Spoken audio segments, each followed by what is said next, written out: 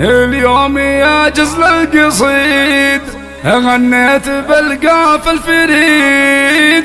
من لأجل ميلاف الأكيد أفضل ليالي في السنة المترفة أم الحلا لها مع العالم غلا كل يرحب يا هلا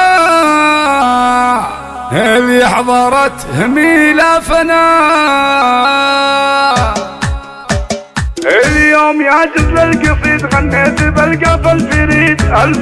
اليوم يا جزل القصيد غنيت بالقاف الفريد من لأجل ميلاف الأكيد أفضل ليالي في السنة المترفة أم الحلا لها مع العالم غلا كل يرحب يا هلا اللي حضرت ميلافنا مبروك يا بنت الرجال ميلاف يا حسن القبال يا كثر عندك من جمال عسى حياتك في هنا وابوك شيخ المرجله اللي يجيب الأولى محمد رفيع المنزلة راعى الفقول الهايلة فيها الكرم ما له حدود عساه دايم في الوجود والعود في عين الحسود أقولها وعيدها وامك لها بين العرب ستوم واقف من ذهب هذه فهد بنت الحسب الله يطول عمرها تمشي على سطح القمر ام الفخر وام السطر والساس حمران النظر انطير قوم المعجزة اليوم يا جزل القصيد غنيت بالقاف الفريد من لأجل ميلاف الأكيد أفضل ليالي في السنة اليوم يا جزل القصيد غنيت بالقاف الفريد من لأجل ميلاف الأكيد أفضل ليالي في السنة المترفة أم الحلا لها مع العالم غلا كل يرحب يا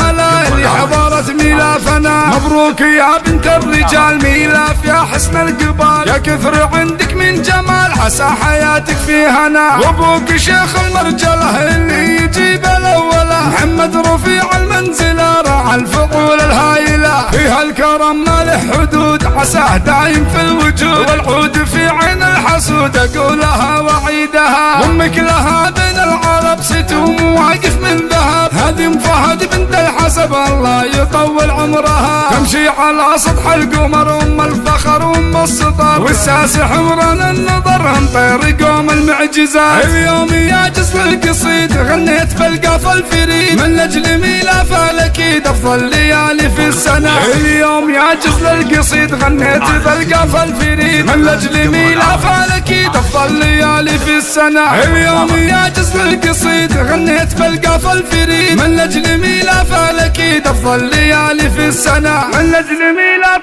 الأكيد أفضل ليالي في السنة